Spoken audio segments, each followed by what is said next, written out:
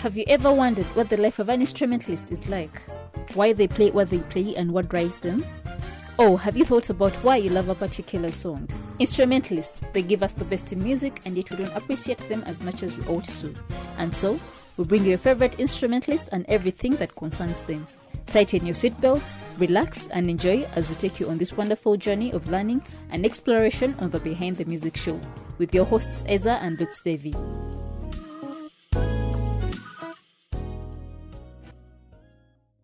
Hello viewers, welcome to the Behind the Music Show. My name is Lutz Devi. We want to thank you so much for joining us today, and we want to heartily thank you for your support, for your subscription. We want to thank you for your likes. We have seen a number of likes and views for the previous seasons we have had, or episodes. Thank you so much for viewing. And today on set we have Wasswa Asa. A man I know, is a friend, is a pianist, is a sound guy, and today we have him on set. I am so much excited about what he's going to tell us and about what he's going to share with us. Yes, Asa. Say Yes, hello David. to the viewers. Hello, hi everyone. How are you? My name is Wasswa Asa. Wasswa Asa. Yes, Asa. I've seen you, but then people need to know, who is Asa? Who is this guy? Asa is Asa. Mm. That is the basic thing I can say. Yeah. In simplicity, I love God. I love helping out. I love serving. And for me, it's always service above self. Yeah, that's Asa, basically. You a musician? You play piano. You play piano, but you're also a sound guy. Tell me, when did you begin this? When did you begin this journey? My musical journey starts way back. Way back, couple of years ago. My late dad used to play a bit of piano and a bit of guitar. And in our family, he always believed there should come someone who would play an instrument. So unluckily, I don't sing, so I was the one to play the instrument. Because all my other sisters do sing. So yeah, that's how I started. So he would teach me a few basics to the point that he also smacked my fingers whenever I kept on complaining. So that's how far my music journey begins, from way long ago. Way long ago. Like in how many years? It's a couple of years, like 23, 24 years. 23, 24 years. Yeah. All right. So which instruments do you really play best? Which one did you major into? I didn't major in anything in particular because I only played a few instruments. Like the keyboard, basically. A little bit of guitar, but I left guitar for a couple of reasons. I always felt deprived when I met someone who was better than me, and I didn't want to do my homework well. So I always worried about playing and scaring other people. Like every time you go to play and you're playing the same thing, but at the same time with the one flatting. So I resorted to doing piano. All right. So you do piano in church, or? Lately, I don't play piano a lot. I do a lot of sound. I'm trying to improve sound, and the reason for that is I always played keyboard. By the way, I'm not even a first keyboard player. I do second keyboard. But I always wait a minute. There are people who don't understand first, second. What's that? It's a new term to people that maybe don't know music. Me, I know, but there are people that are viewing there and they don't know first and second keys. Usually, there are people who lead, like the lead piano or the lead keyboard. Okay. But second keyboard is more like auxiliary keyboard. The other voices, the flutes, the trumpets, if you can, the pads, the strings. Yeah, and that is what I used to do. That's what you used to do. Yes. You no longer do that? No, I take quite some time. You spoke about sound, and you are engaged in sound. Are you a sound guy, or just if you're not playing second keys, you go and help out? Like I told you in the start, it's always service above self.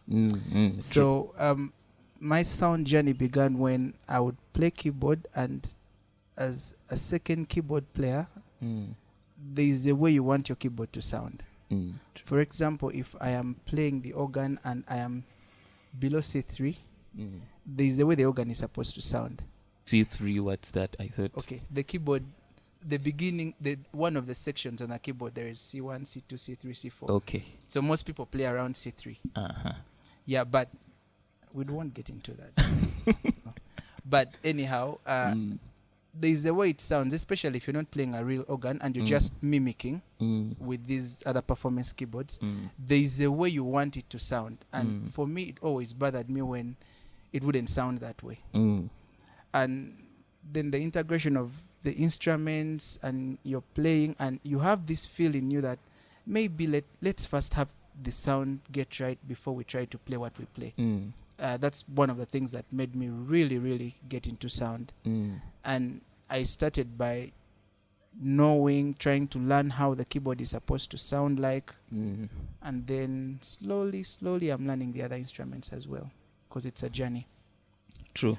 I have also realized that when you're playing and sound is not nice, there is a way it deprives you of some certain things you're supposed to play, and okay, you're not yourself. But if sound is really nice on stage and you can hear yourself well, there are things that just come abrupt.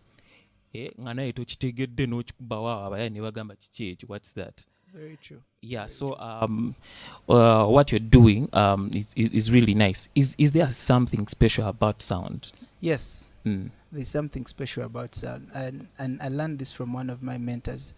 It's your job as a sound man to make people sound nice. As simple as that. So the beauty about sound is you listen to someone off or behind the scenes or at a point where no one gets to hear them.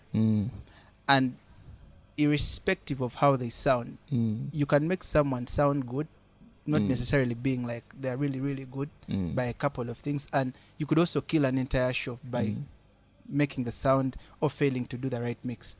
So for me, the relationship is being behind the board and I am seeing people smile on stage. I'm like, okay, yeah, I think we are trying to get somewhere.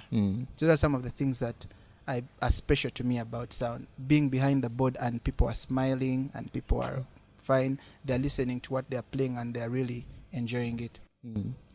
Yeah, who is your mentor in this thing of sound, especially? Who do you look up to? Who inspires you? When you look at them, you're like, wow, this guy does really good sound. Now, there are a number of people who inspire me, but the one in particular who stands out for me is a gentleman called Edison Muhwezi. Edison.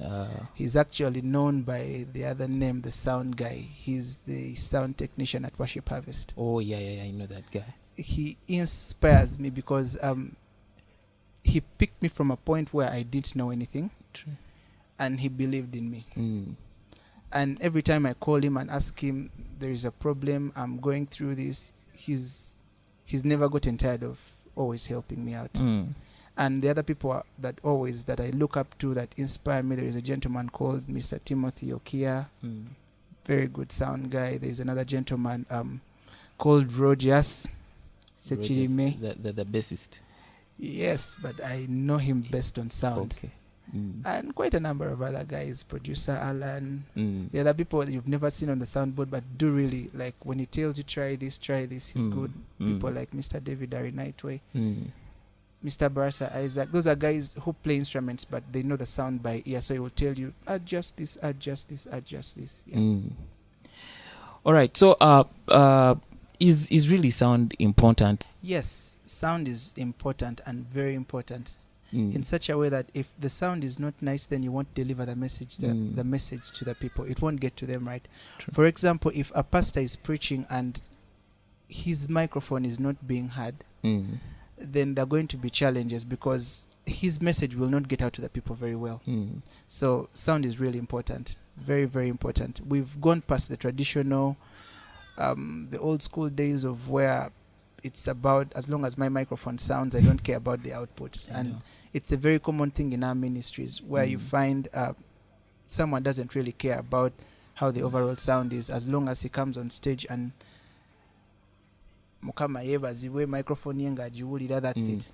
So we've moved past that level because like for example, in the lockdown, you realize very many churches are online. So if you're not cautious about what you're putting out, then no one will be interested in what you're doing. That's how important sound has become. Yeah, but the other thing I could also give you a brief about in sound, in terms of how important it is. If it's good enough, you're an instrumentalist. If the lead singer is singing and you're not able to hear them in your monitor or in the mix where you are, you're going to end up playing different chords, or you're going to end up missing the count simply because you can't hear them. True. So it's really important for people to understand that as small as it is, sound is that important.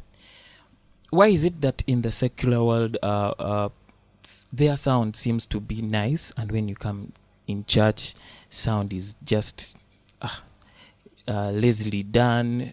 Why is it? Why do you think? For me, it's usually about preference. That is what I can say. But also, it's very sad, but let me put it this way. People don't want to invest. That's the word I can use in church. People don't want to invest.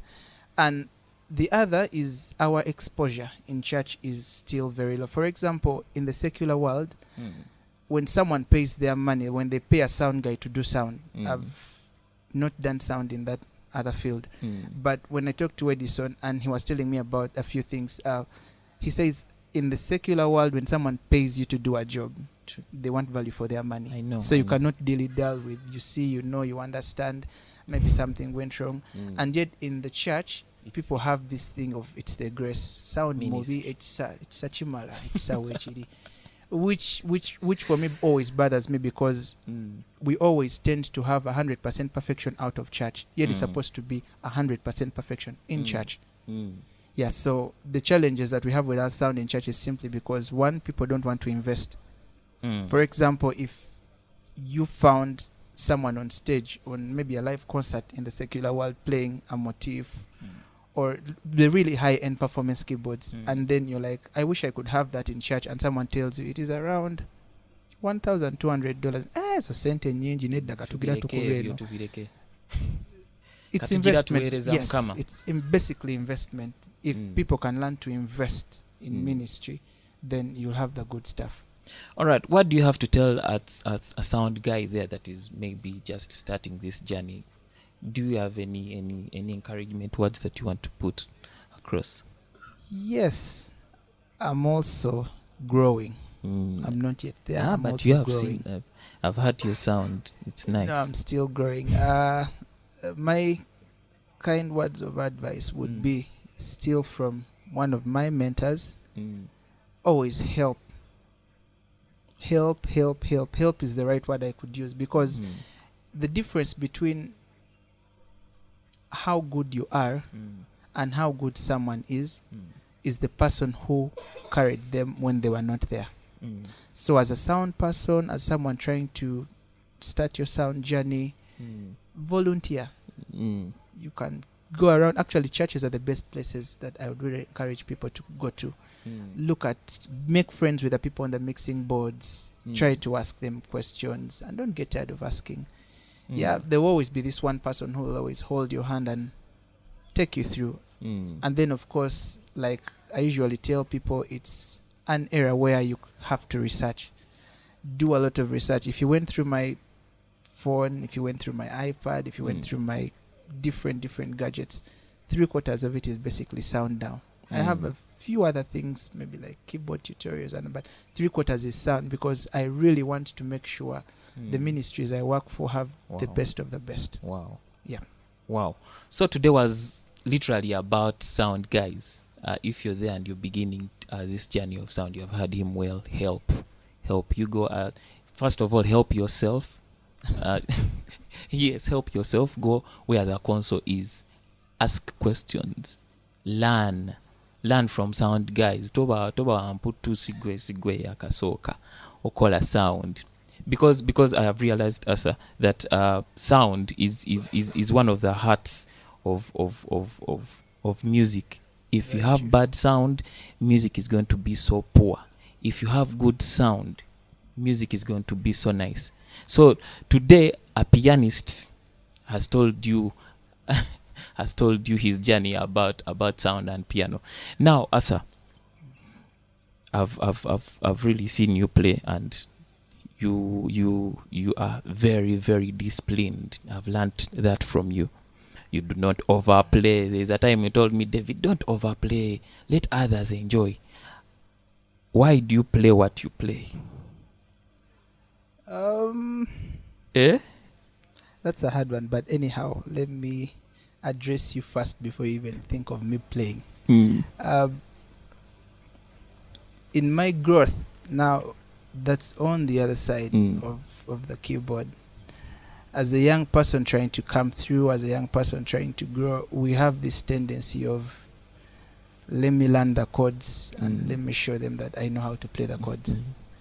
But the difference between a good instrumentalist and someone who is just playing is your ability to blend with the team, but also your ability to complement other people. It doesn't benefit to know all these very nice chords and the people you're playing with are struggling, or your musician, the person singing, is wondering, okay, what is this guy playing? What is he playing? Yeah, and then it's even more challenging when you have guys who are as experienced as what you want to show them, and you hit this chord and they all get into beast mode. By beast mode, I mean they all unleash the other chords, and it now changes from being a musical performance to a one-man band show thing. Yes. So learning that, I began to tone down a bit, and it's actually one of the reasons why I even don't care about keyboard lately so much and